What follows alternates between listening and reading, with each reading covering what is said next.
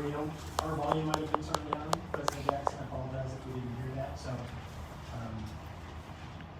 Ms. Skelton, would you just introduce yourself? Hi, I'm Karen Skelton. But we need to do the roll call because we need to take the addresses. So, Mr. Jackson, would you mind doing the roll call one more time? I apologize, we didn't hear it here in Sacramento. We've everybody's already given their address except for Karen. Okay, well, we're here at Skelton Strategies in 1122 S Street, Sacramento. And I would appreciate if we could go through the roll call one more time, Mr. Jackson. This is Michael Jackson. I'm located at Otay Ranch Town Center Library, 2015 Birch Road, Chula Vista 91915. Donna and Dolores, can you give your address and location, please? Yes, I'm Donna Gerber. I'm located at the AG's office, the Attorney General's office, at 455 Golden Gate Avenue, room 11,000. Betty Woods, give your location, please. Okay. Betty Woods, at 173 Vineyard Circle in Sonoma, California. Dolores, I didn't mean to cut you off. That's okay. Dolores Trujillo, I'm here at the California Department of Justice, Office of the Attorney General in San Francisco, 455 Golden Gate Avenue, room 11,000. Trandy Phillips. I'm Franny Phillips, I'm at 1888 Howland Drive, Long Street, California. We noticed they have upwards. Email to say how Edward, appointed by the governor, I'm at 200 West Jeffrey, Bakersfield, 92305. And Ken Marlboro. Ken Marlboro, appointed by the Senate Rules Committee. I'm at the Malcolm X Library, Study Room A5148, Market Street, San Diego, California. Thank you, President Jackson. We have a quorum.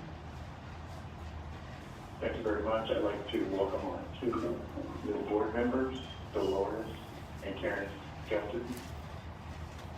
We welcome you. We look forward to meeting you in person and doing a proper introduction. Sorry it has to be over the phone. Thank you. We'll move right along to our next item, which is a public comment for items not on the agenda. President Jackson, we have approximately 25 people here in Sacramento. I don't know if they're all going to give public comment, but I would like to find out from the other members if they have any members of the public at their location. This is email, I have no public member here. This is Trandy, no public members here. Betty, no public member. This is Donna. There are no public members here with Dolores and I. Ken Marlboro, no public members. And this is Michael Jackson. I just checked with the library staff. There's no public members here looking at the public, and they have directions. So, is there any particular way that you would like to have public comment done here in Sacramento? I'd like to limit the time to 1 minute each since we have such a large number present. We're happy to hear public comment. But we'd like to keep the limitations to 1 minute each. About how many people anticipate providing public comment? Yeah, so, President Jackson, out of all the folks that are here, there's only approximately 4 that would like to give public comment. And so based upon that, I might recommend a 2 to 3 minute time limit. 2 minutes is fine. Thank you.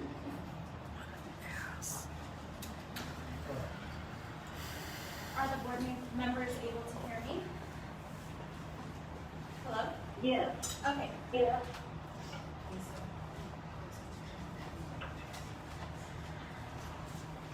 Hello.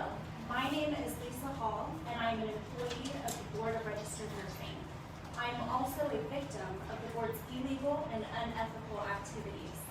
I strongly believe in the board's mission to protect the public, and I take my job very seriously.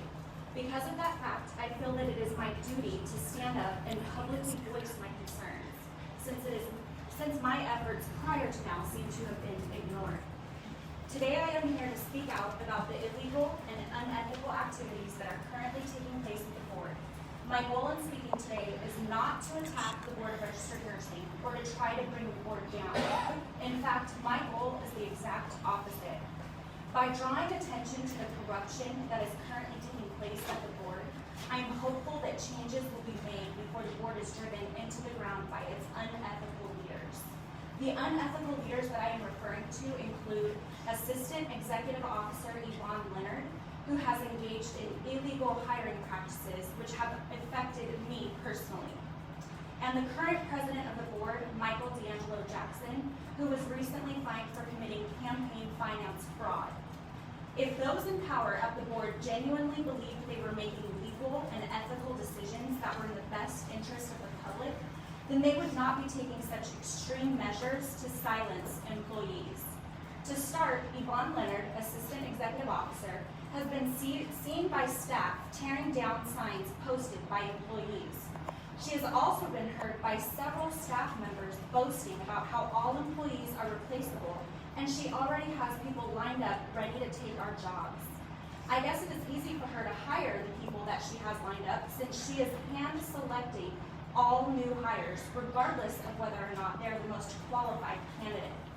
Yvonne Leonard has illegally hired candidates based on reasons other than merit, qualifications, and the ability to do the job.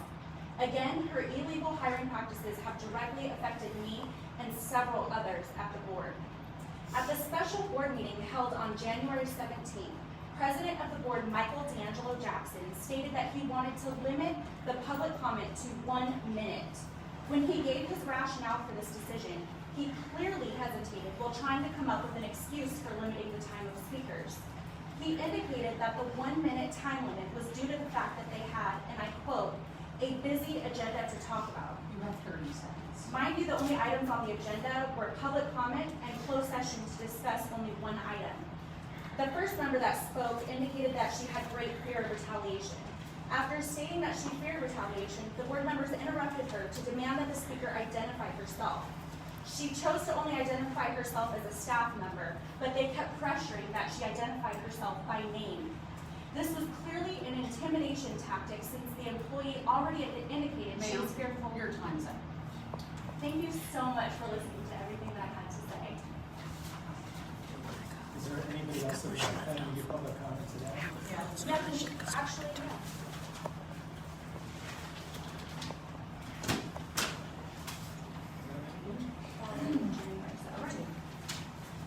Can you hear me? Can you hear me, board members? Go ahead. Following the January 17th meeting, during which Donna Gerber, Vice President of the board, assured us that she is doing everything possible to listen to employees, attempts were made to move the location of the regularly scheduled February board meeting from Sacramento to Southern California. Why would a location change be necessary? The only reason we can see that would necessitate moving the location of the meeting would be to prevent BRN employees from speaking out, as we are now, since BRN employees are physically located in Sacramento. Due to time-frame constraints, the February board meeting was not moved to Southern California, so what was the next best option for silencing employees? Canceling the meeting altogether. Hence the meeting today. Today, item 3.0 is for the discussion and possible action regarding changing the dates or canceling the February 2020 regular board meeting. As a member of the public, I ask the board why. Why are you trying to cancel the meeting tomorrow? What business-related purpose do you have to cancel that meeting? Is the purpose for the cancellation in line with the board's mission to protect the public? Is it in the best interest of the Board of Registered Nursing, or is it in the best interest of the board members personally? Does the rationale for canceling the meeting justify all the costs to the board? Does it justify the cost paid for the Attorney General's office to review petitioner filings? The costs already paid to the Office of Administrative Hearings? The cost that we will incur for the court reporter, regardless if the meeting is canceled? What about all the time, money, and effort of the employees that are involved in the scheduling, canceling, and rescheduling of meetings? Is the reason for canceling so important that the petitioners that are scheduled to be heard tomorrow will completely understand why the board is unable to give them their opportunity to be heard, even though they have been waiting for this day for months? Is the reason for canceling so compelling that it makes sense to tell petitioners too bad when they're coming from out of town, some of them making travel arrangements that are non-refundable? According to the agenda for today, the board members are currently in locations all throughout California. You are all scheduled to be here in Sacramento tomorrow for the board meeting. So if within the next hour you decide to cancel the meeting for tomorrow, which would be less than 24 hours notice, the board will be assessed fees for canceling all travel arrangements that have been made for each one of you. If there are no pending travel arrangements at this time, then that would indicate you have already made the decision to cancel this meeting. I think the public deserves an answer as to why it is so necessary for this meeting to be canceled. Currently, the perception is that you are trying to silence employees. I would also like to point out that the last teleconference was held at the BRN headquarters. For some reason, the Sacramento location for today's teleconference is downtown, in a much less accommodating building with horrible parking. Was this done to make it more difficult for employees to speak out? Additionally, I would like to inform you that your sneaky tactics to silence employees are not going unnoticed. Like how every other regularly scheduled board meeting opens for public comment immediately after the establishment of a forum. No exiting. Donna Gerber and Dolores Trujillo. So board members, we're gonna wait until they reestablish the connection.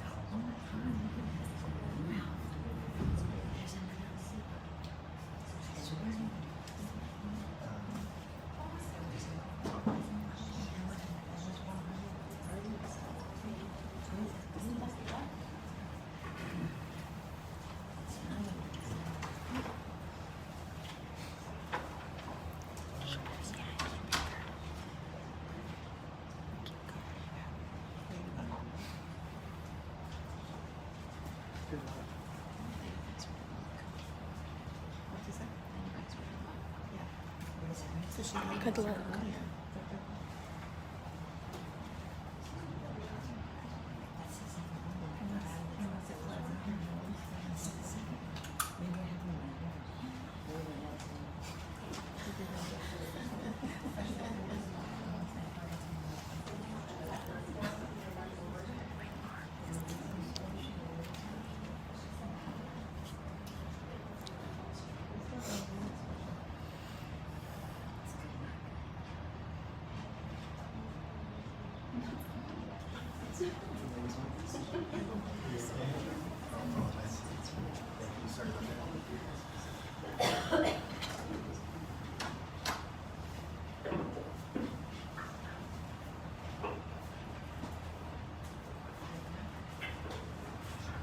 Jackson, this is Ken Marlboro.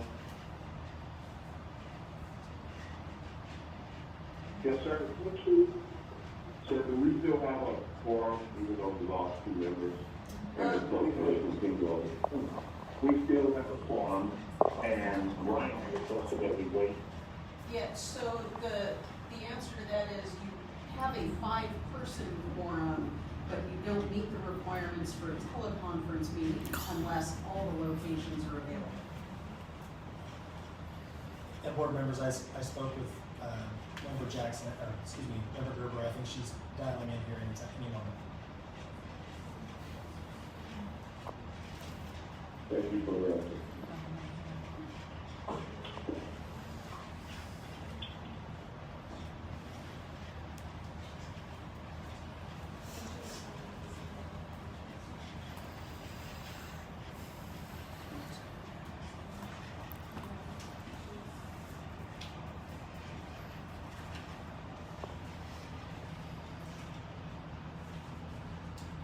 Board Member Malboro, could you look outside the conference room that you're in and see if there's a member of the public that might be there?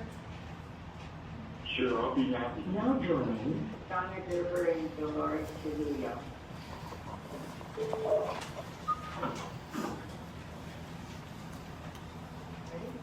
Not quite yet.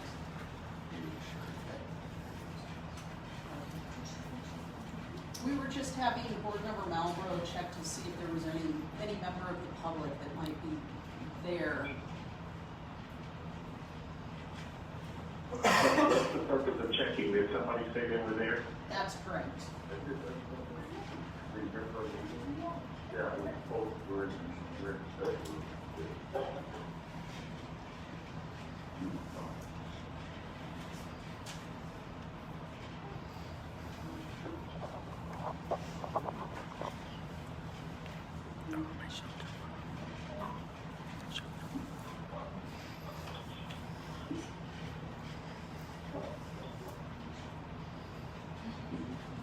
Yes, this is Ken Marlboro. I'm back in a room. I did find one public member that attended the house.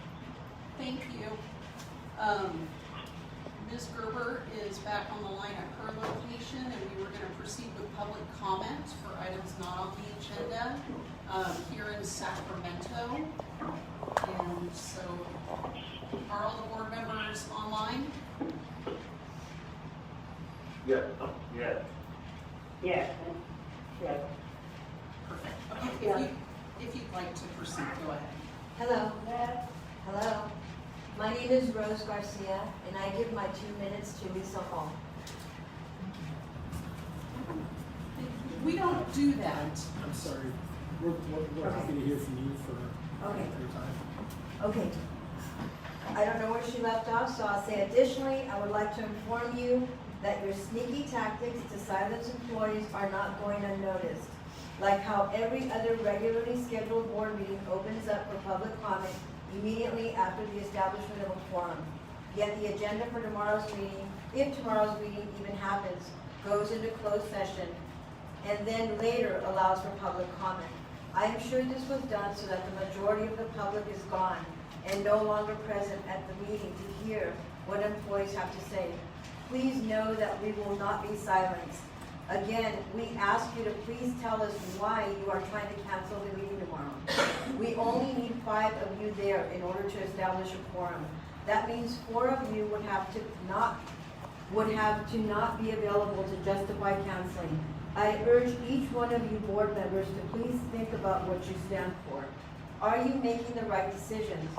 Do you think it's easy for employees to come forward and speak about these things? Do you think multiple people would risk their jobs, their reputations, their livelihood if these things weren't true? Do you know of a pattern of behavior and are starting to wonder if you are defending people that maybe shouldn't be backed by you? Please think for yourself. Please think about what is right and do the right thing, even if it's hard for you. That's what we're doing. The Board of Registered Nursing holds registered nurses to a higher standard. What about the people that actually run the board? What kind of standard are we holding them to? Finally, I hope that us speaking today does not result in further retaliation. Thank you. Again, my name is Rose Garcia. Are there other members of the public that like to speak?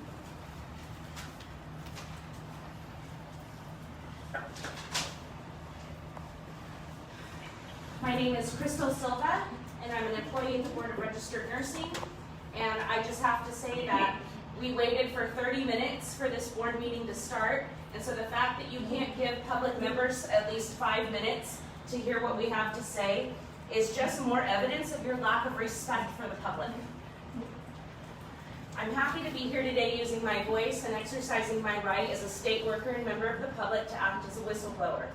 Even though the board members and assistant EO have been busy trying to silence us, threatening to put things in our personnel files, looking through our personal workspaces, tearing down flyers, and seeking out to find our names to prohibit us from ever advancing our career at the BRN. To this I say truth never fears a challenge.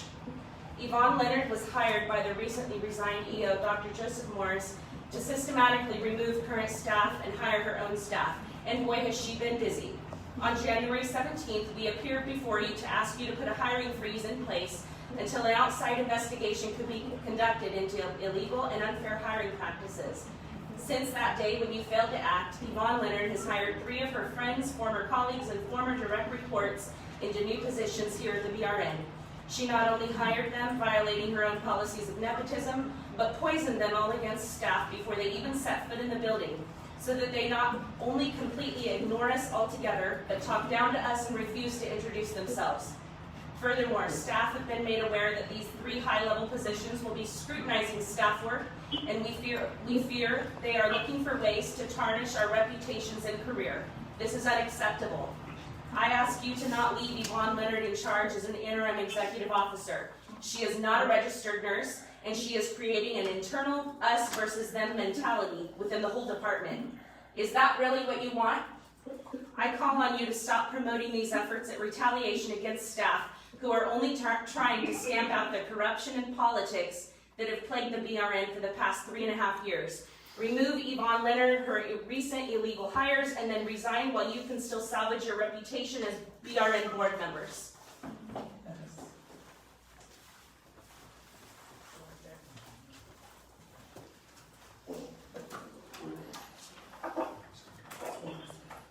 I would like the line, I hear a lot of static as the former member was speaking. Is everyone to a point where it can be clear? Ma'am, go ahead and please give your testimony. My name is LaShonda Shannon. I'm a board employee, a public citizen, a sister of a registered nurse, and the aunt of a niece who doesn't have a place to be educated.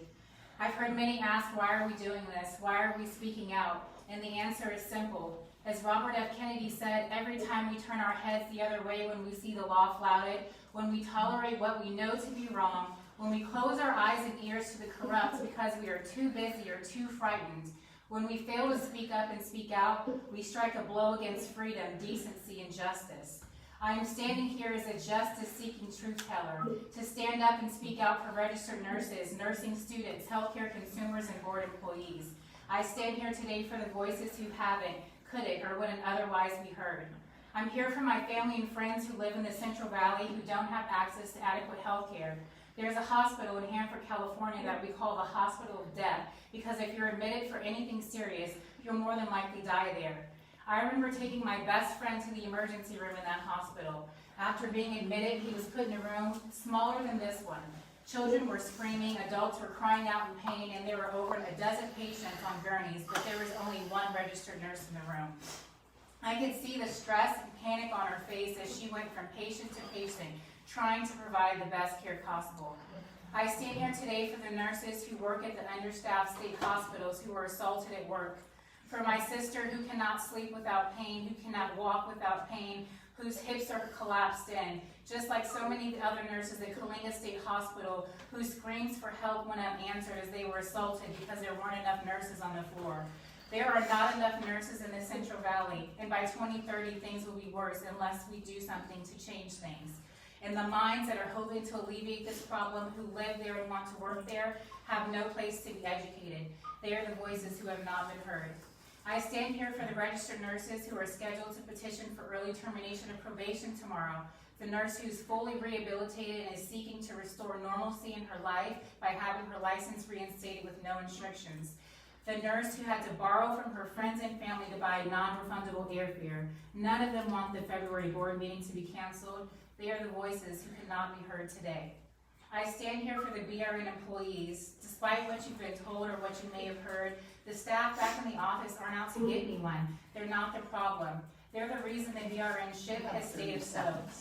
I believe that most of the current board members do care, but they've been lied to and manipulated by the former executive officer, the assistant executive officer, board president Michael Jackson, and vice president Donna Gerber. Martin Luther King Jr. said, "Darkness cannot drive out darkness, only light can do that. Hate cannot drive out hate, only love can do that." And I want to tell you here today that deceit cannot drive out deceit, only the truth can do that.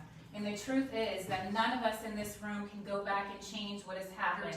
But in this moment, right now, Excuse we me, have your the time is opportunity up. to do the Thank right thing. you. Thank you. Are there any other members of the public that plan to give? Yes, Mr. King Marlowe, I do have a member that would like to speak. Hi, my name is Stephanie On. I'm a registered nurse. I'm a current probationer, and I was scheduled for the hearing tomorrow to place a petition for hearing. I'm going to read the statement briefly, and I want to thank the people that spoke before me. I agree 100% with everything I've just heard. I'm speaking today in response to the agenda to cancel the hearing tomorrow. This is not a form of complaint, but I am just hoping to offer the BRN perspective in its decision to keep the upcoming and future scheduled hearings. Thank you for letting us know about the possible cancellation. However, most of us were not given adequate time to reschedule, make arrangements, even to come to this meeting. I drove 200 miles total to get here today, and I plan to fly a total of 800 miles to my hearing tomorrow. This certainly puts me in a bind, as well as any other hearing attendees, including the public, which the BRN serves. I kindly implore the BRN to please keep its scheduled meeting. I believe I speak on behalf of the majority of paying licensees and petitioners that we suffer greatly at the mercy of the BRN, as it is, and we pay exorbitant, ever-increasing fees just to remain licensed and to work as a nurse. I filed my petition timely in September of last year and was not responded to even in the lengthy timeline given by the BRN, nor offered any explanation for this. I will not be surprised if I missed earlier meeting or hearing opportunities due to the delayed, unexcused response. The first meeting I was offered is almost 5 months after I filed my petition, and again, over 400 miles from my home. However, I of course jumped at this opportunity to attend, paid for the non-refundable flight someone just mentioned, and took a lot of time off work, amongst many other necessary arrangements. Because when all is said and done, even though I'm not guaranteed any positive outcome from this hearing, I will not receive any written decision regarding the hearing for 2 to 4 months after, per the BRN's lengthy current standard timeline. Waiting another 2 months for a hearing in April, as was proposed, whether it's closer to my home or not, then waiting another 2 months for a decision is unacceptable. Whether a nurse's license is considered a privilege or not, we all pay and earn our license and should be given a fair chance at least to be heard when the BRN imposes sanctions and actions against our license. Again, I thank you for keeping us informed in the BRN process and giving me the opportunity to speak today. However, I do implore the BRN to keep the scheduled public hearing. Thank you.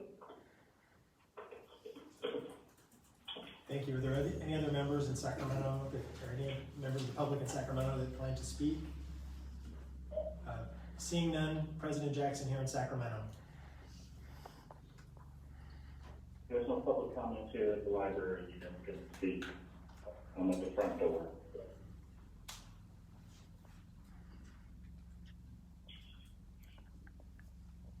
Any public members at any other locations? Not in my location. Not in San Francisco, if you got it. Not in Bakersfield. None in Sonoma. All right, seeing no further public comments, we'll move right along to item 3.0 on the agenda, February 2020 regular board meeting dates. Discussion of possible action changing the dates or canceling the February 2020 regular board meeting.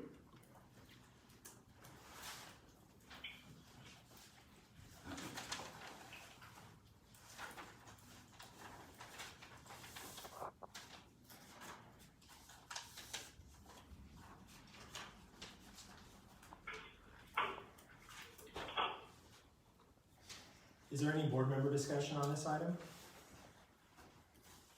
I'm sorry, this is Donna. Can you just clarify? I'm having a little trouble hearing what. I think we've. We're at item 3.0. Got it, okay. If it's okay, President Jackson, I'll go ahead and introduce the reason for the discussion of possibly canceling the February meeting. Please go ahead. Okay, so, first, to our two new board members, Karen and Dolores, welcome to the board. This, I will be very clear, this is not our usual board meeting that you're experiencing, but I look forward to working with you moving forward. So the issue has been raised, why would we ever propose canceling the February board meeting? In fact, this is an incredibly unusual proposal. We are a board that probably meets more regularly than any other healing arts board in California. We meet 10 times a year. We also have special meetings, such as the one we're having right now. We also schedule special closed sessions, and we do this often when California nursing schools suddenly close and the students are in a lurch. And this board has always tried to solve problems, even if it inconvenienced us in terms of needing to accommodate additional meetings in order to make appropriate decisions and consider how we can best solve problems that are occurring that are under the board's purview. Unfortunately, and by the way, I should add that in the 8 years that most of us are familiar, this last 8 years, no one could remember when we've ever canceled a meeting. But this is unusual, and I can fully appreciate that it has some downsides. The idea of canceling a meeting does have downsides. The administrative committee has tried to carefully weigh those downsides along with the downside, as we see it, of actually going ahead and having a February meeting. So I think it's safe to say that this is quite unusual. And we would not make this proposal lightly. And if we had a better idea, or if we had a better way of accommodating all the issues involved, we certainly have tried hard to figure that out. Now, let me also deal with the issue of why would anybody hold a meeting the day before a meeting, cancel it? Because I'm sure to many others, this does not seem like a prudent way to operate. And the administrative committee of the board, that is President Jackson and myself, the president and the vice president are always the people designated to be the administrative committee. Had we been able to hold this meeting and make this decision, or put this decision before the board much earlier then today we would have. In fact, we tried to make this happen a lot earlier. Originally, because of posting deadlines and things that are, way beyond our control, we were not able to do that. Originally, the meeting was going to take place on the 14th. And I won't go into the reasons why that didn't happen, but I will just say very clearly for the record that had it been in our control,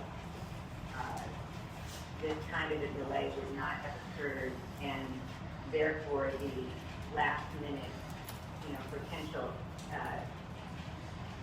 effect on the petitioners would not have occurred. They would have had a lot more notice. That doesn't mean that some petitioners would not have wanted to go ahead with the hearing, and we fully understand that. We deal with this every single month when we have petitioner hearings. I'm still unclear. Mona, could you get to the reason why you think we should be able to leave the meeting? Thank you. Certainly, I'm about to do that. Thank you. So let's talk about the reasons that we feel at this point that it's not prudent to conduct the February meeting. First of all, we have a conflict with our meeting schedule in that the APR annuity is scheduled for February 20th. That's a meeting that takes place from 10 a.m. until 2 p.m.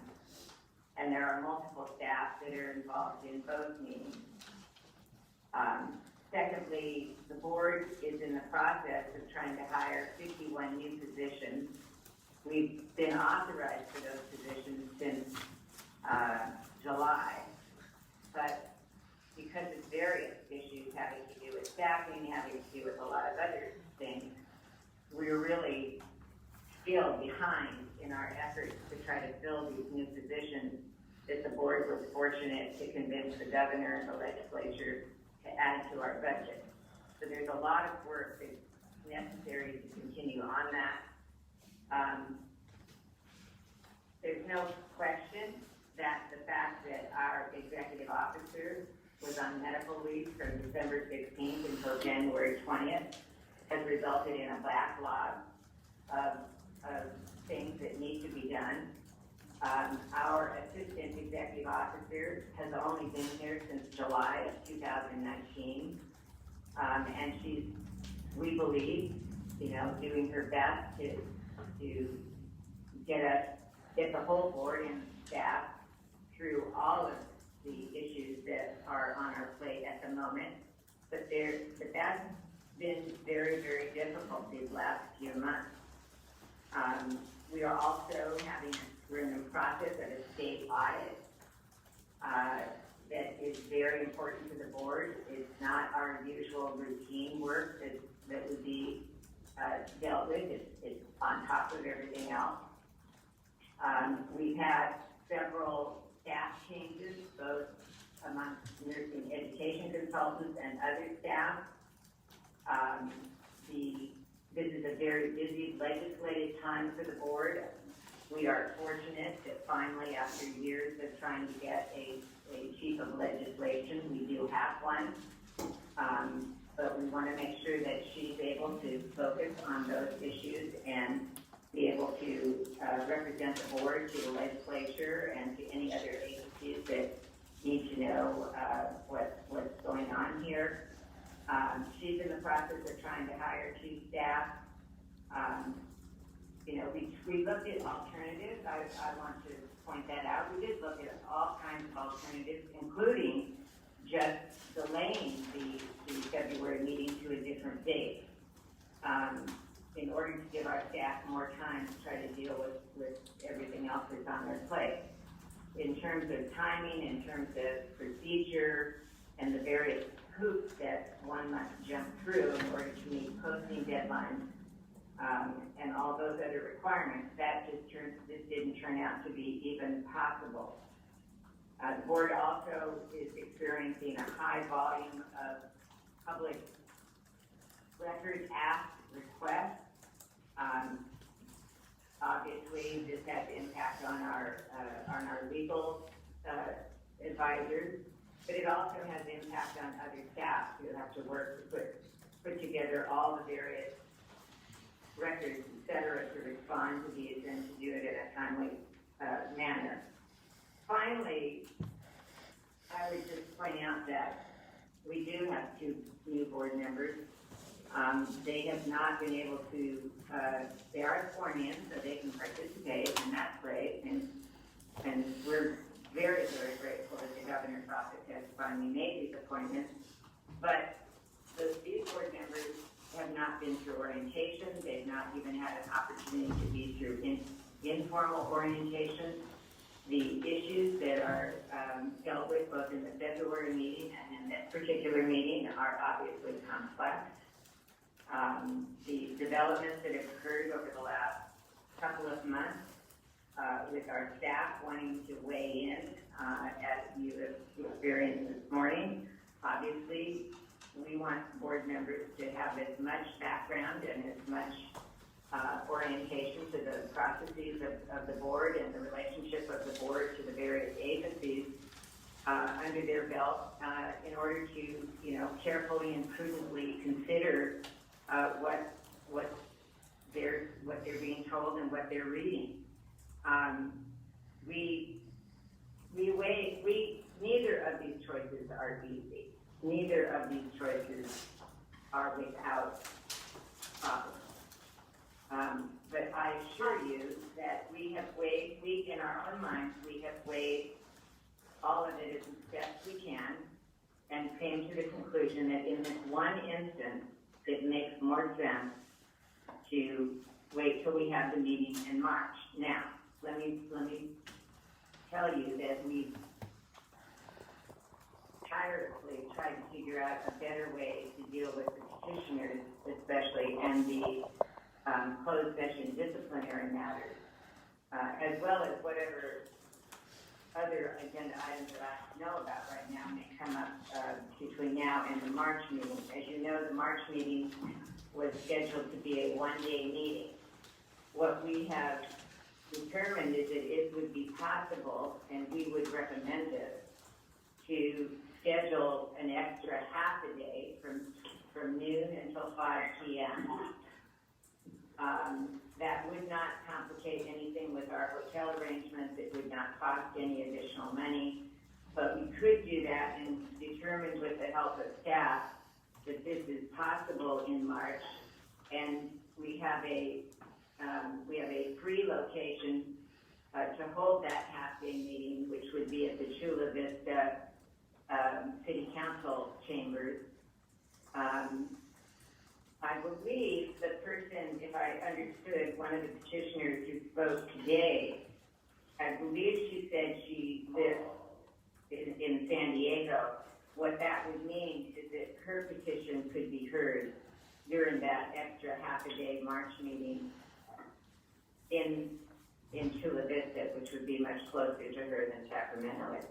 But there's no easy way to deal with some of the inconvenient issues. We just believe that, given everything else I've listed and everything else that's not listed, it makes sense, and the prudent thing for the board to do is to postpone the February meeting. I would also point out that, and now I'll close, I would point out that the materials that go with the February board meeting have not been received by board members. Normally, we receive materials for the board meeting on the Friday before the meeting. Unfortunately, and this is absolutely no criticism of any staff person in the BRN, but unfortunately, I think due to all of the complications of our current situation, those board materials did not get posted. They've therefore not been available to the public, and sadly, they've not been available to the board members, and it will be extremely difficult to be up to speed on all of the items that are in those materials by tomorrow. Okay, are you done, Donna? I am. 2 minutes. Okay. So first of all, Who is speaking now? all those reasons that you pointed out, all those reasons are things that happen throughout the board. Workday, the conflict of the APR, that was already scheduled, okay? So staff is already tasked to do those things. The 51 positions since July, that's going to continue. Right now, really, to consider with everything that's going, we should probably put a freeze on things until things cool off or we decide what's going to happen. Too many unknowns are happening, and I think at this point in time, we probably should hold off on those positions. As far as the audit, we've known about the audit. This is nothing new. Staff has been working on that. All these things that you mentioned is nothing new. It's business as usual. Several staff, they're busy with the legislative stuff. That's why we hired the chief legislator person. That has nothing to do with canceling the meeting. The board materials, we often don't get until the last minute, and we manage to hold the meetings with, even as a late notice that we get the documents. As far as the new staff, the new board members, welcome. I'm sorry you have to come into this mess, because it really is a mess. When Betty and I were hired, we didn't go to orientation until afterwards. We're basically saying, there's a meeting, you're sworn in, listen. You can abstain, you can, just listen. So all these are very poor excuses, in my opinion. I think it's critical. We're under a lot of scrutiny, whether you believe it or not. And I think that we need to proceed with the meetings, with what we have, by putting another half day in March. You're going to take away from staff that could be doing all these other things that you mentioned that need to be handled right away. It's going to cost the state, the taxpayers, more money if we put this meeting. Now, Hilda, how is it going to cost the taxpayers more money when the meeting room is free? No. The meeting room is free. No. This is, if we cancel the meeting, everybody, you're going to lose all that money, okay? And if you have another opportunity in March. To say that these issues are all new, I mean, they're not new. They're not new. They're not new. A resignation of an executive officer is new. Having staff bring forward. We hired the assistant manager. If you were to die tomorrow, someone would take your place, Michael. We're all replaceable. And Having staff come forward as they have, this is new to us. They've never done this before in the 8 years that I've served on the board. And in the 8 years that I've served on the board, I've missed one board meeting in Melba. And guess when that board meeting was? When my mother died. If you I recall. understand, but we didn't cancel the meeting. Only board We meeting didn't cancel was the missed. meeting because your mother died, okay? No, that's the only board meeting that I missed. So some of these issues that she mentioned are extremely new to the board, and they do impact the business that we do. And the staff have always been, On an everyday basis, yeah, it affects and the staff have always been excellent at posting the meeting materials on time. They've always been that way. They've always been excellent at having the materials days before so we can review them. Can I ask a question? Never remember a time. Okay, it's not gonna kill you again, I'm a little bit late. Can I ask a question? This is Karen Skelton. I'd like to ask a question. This is Karen Skelton. What is the opinion of the Department of Consumer Affairs legal counsel on this? Or anyone from the Department of Consumer Affairs? Do you guys have an opinion? Hi, this is Ann Salisbury, DCA Legal Counsel, and my opinion is that it is up to the board members to make this decision. I do think there's a purpose. This is what's, I mean, I've been on the board with, I don't remember ever canceling board or committee meetings. And I think that it's really important that everybody be prepared for meetings. And I think these are extraordinary times. I also would like to see our two new board members be able to get their orientation, at least from the BRN, before they have to make momentous decisions. So I am in support of this, even though it's an extraordinary step. this is a different time. This is Betty Woods. This is Betty Woods, please. And I would like to say about two new board coming on. They have the same obligation as the present board members. If they're not understanding a situation and don't know how to vote one way or another, they can always abstain from the voting. I myself do not see any of the reasons promoted by Donna to canceling meetings as a valid reason, and for similar reasons, because this are things that all go on. Yes, the resignation of the CEO is certainly not something that happens all the time. But Donna, you had, maybe I misunderstood you, but you had said that that you had listed these as the reasons for canceling the meeting, and then you said, along with reasons that are not listed. Are you able to speak of the reasons that are not listed? Maybe I misunderstood you. Actually, Betty, thanks for the question. What I actually meant by that was that, I could go on and on. There probably are more things to list. But board members were anxious for me to finish my introduction, so I just limited. All I'm saying is, it's not a... No, I understand your explanation, but could you say if any of those reasons that you might have brought forward, are they any more compelling than the reasons that you gave? Because I don't find your reasoning that compelling, personally. Me either. This is Ken Marlboro. Can I make a few comments and ask a few questions? Please do. Okay. So, I heard Donna, she mentioned about 7 or 8 reasons, and I just want to reflect on a few things. One of the last things she said about the new board member, the new board member was welcome aboard. I was a new board member in May, and I actually was asked to come to the first meeting before I was in the orientation because we needed a quorum. That didn't seem to stop anything, just so you know. The EO portion of the audit, when we were talking about having the EO on administrative leave, we talked about the concerns about the audit, and the board as a whole said, well, it still should be moving on. We have a first and second person in place, the second person in line to continue to do that. We didn't seem to have a problem with that. So that to me is a non-starter as far as the EO.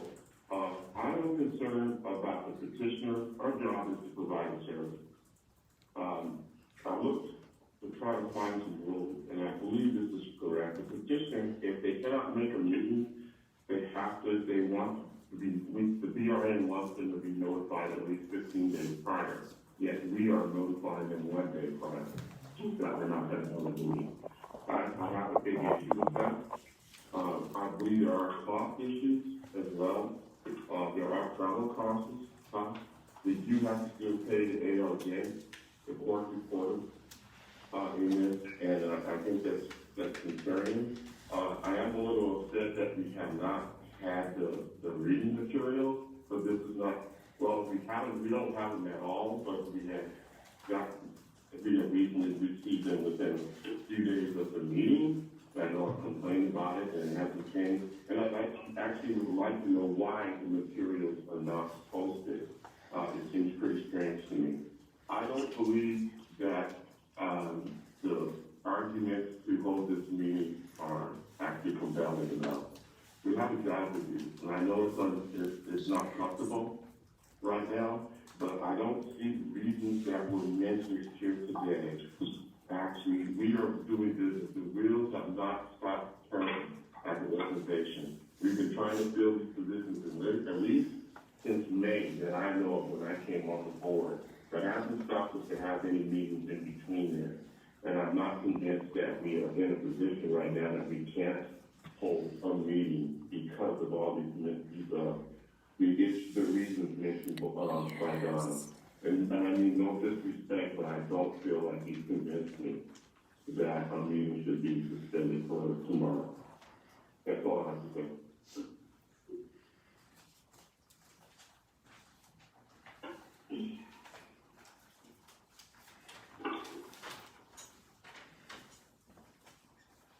Are there any further comments from any board members?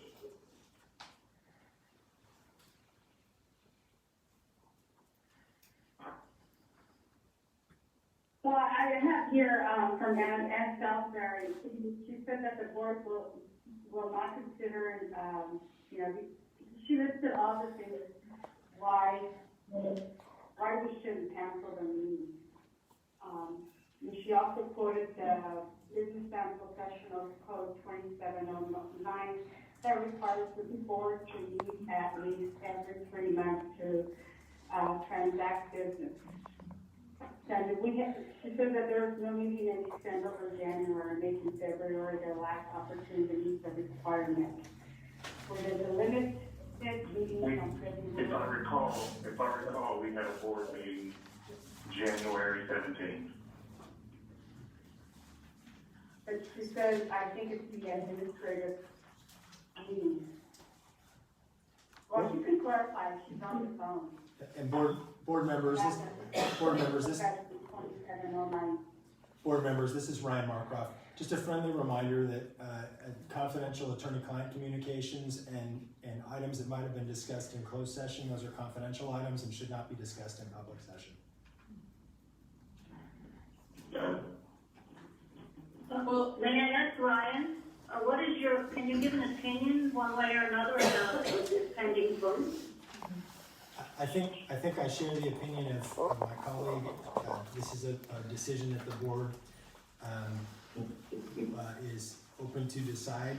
The item is agendized properly for hearing tomorrow, and there may be others here that might want to comment on this in public session. But as far as from sort of a legal standpoint, I think it's properly agendized for a meeting tomorrow. Thank you.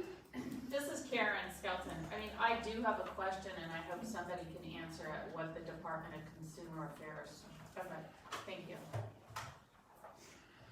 Good afternoon, board members. My name is Brian Clifford, and I am the Senior Planning Implementation Manager and a member of the senior staff of the Department of Consumer Affairs. On behalf of the department, I'm here to urge the board to proceed with its February 19th and 20th meeting and to not cancel or reschedule the meeting. As the board members are aware, the meeting is scheduled to take place tomorrow at the board's main office complex in Thomas. Members of the public and meeting participants have already made arrangements to attend the meeting. Some of the consequences of canceling the meeting are 5 petitioners, licensees will have their hearings delayed.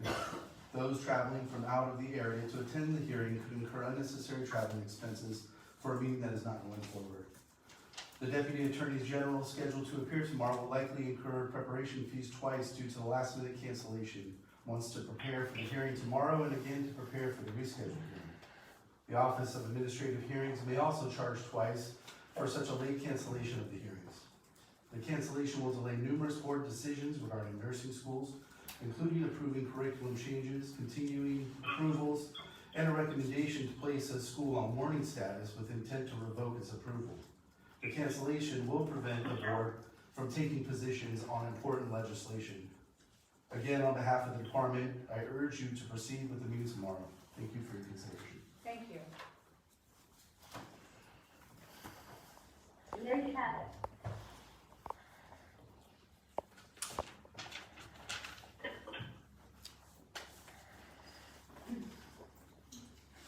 Is there a motion on the table? There is no motion on the table. No motion has been made. Well, I make a motion to, proceed with the hearing, the hearing and the meeting for both days, which is tomorrow and Thursday. I don't know. I'll second that motion. I don't know that this is Ryan Marcroft. I don't know that there's a need to make this motion in light of the fact that it is currently a scheduled meeting slated to occur tomorrow. You would have to make a motion to cancel it? That's correct. Okay, is somebody gonna make a motion to cancel it? No.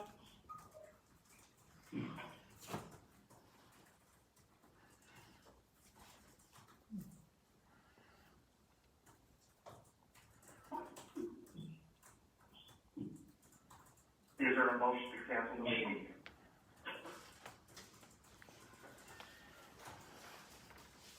Are all the board members still on the line? Yes. Yes. Yes.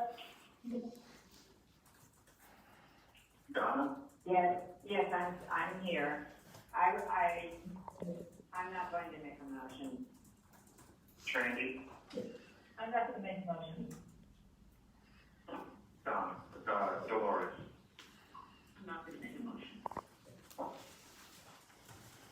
right, seeing no motion made in regards to this, I guess the meeting will go forward tomorrow.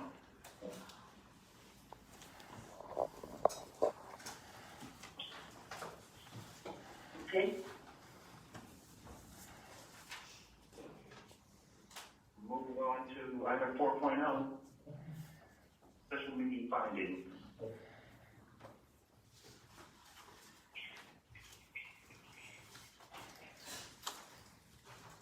Okay, so this is Ann Salisbury, DCA Legal Counsel. This item relates to the addition of the agenda item for the interim EO closed session. I would be willing to entertain a motion regarding findings.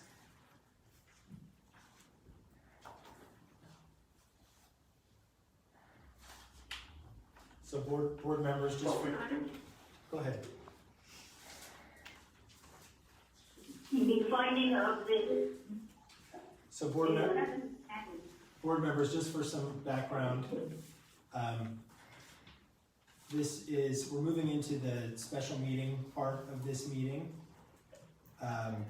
In order to enter into a special meeting, the board must find that the delay necessitated by providing 10 days notice prior to a meeting would cause a substantial hardship on the body, or that immediate action is required to protect the public interest. So we would be looking for a motion from the board, and just to be clear, that's because the special meeting agenda item to move into closed session to discuss the interim or acting executive officer, that was done on more than the minimum, which is a 48-hour notice period. But in order to move to that item, the board would again have to make a finding that the delay by providing 10 days notice prior to the meeting would cause a substantial hardship on the body, or that immediate action is required to protect the public interest. Some of the facts that the board might consider in making such a finding would include that the executive officer's last day was Friday. The executive officer is primarily responsible for carrying out duties that are delegated by the board. While there are others that may implement these tasks, each day without an executive officer, there's an increased risk that those functions might not be performed. And so the board may want to consider meeting at this first earliest opportunity to consider appointing an acting or interim executive officer. So if those findings are sufficient and sound sufficient to the board, or those facts sound sufficient to the board to find that a delay in having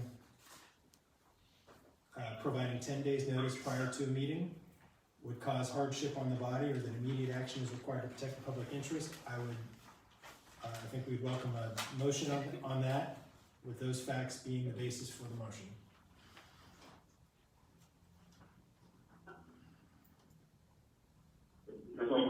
Board Member Jackson, I move that the board finds a delay in deliberation regarding the appointment of the interim executive officer would cause hardship on the board and would negatively impact the board and the public interest.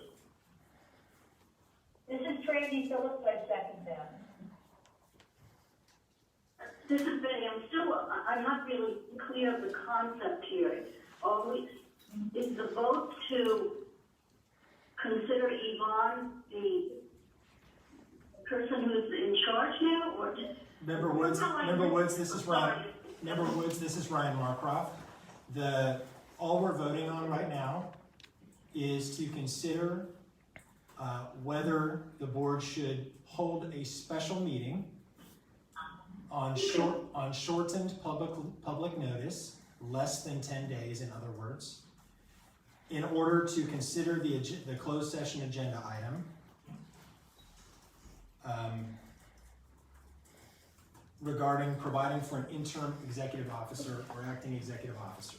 So all the board is, the motion and the second is a motion and a second simply to hold this meeting and then be able to consider this item. Well, the meeting today? This, Or today? yes, this part, Today. this meeting today that we're having right now, part of this meeting, the interim executive officer portion of this meeting was scheduled on shortened notice because the circumstances giving rise to the need for this meeting occurred on Friday. And so, but the law requires that in order to move forward with this meeting on shortened notice, the board must make the finding and make a motion that President Jackson and seconded by Member Phillips have now made. So again, all this is a motion to continue holding this special meeting. Okay. Thank you for the clarification. Welcome. So I think it's, we've had a motion and a second at this point, President Jackson. Are there any discussion on the board members? Are there any public comments before we vote regarding this issue? I call for the vote. Michael Jackson votes yes.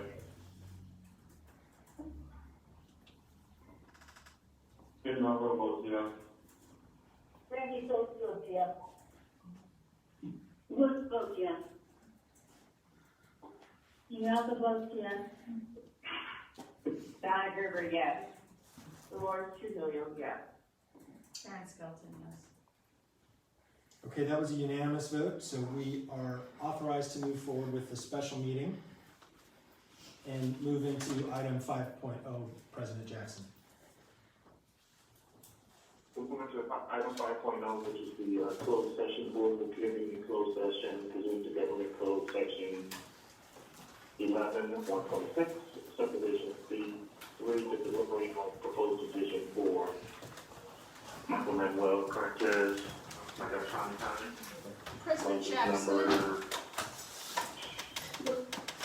if you could just give us, For the 058.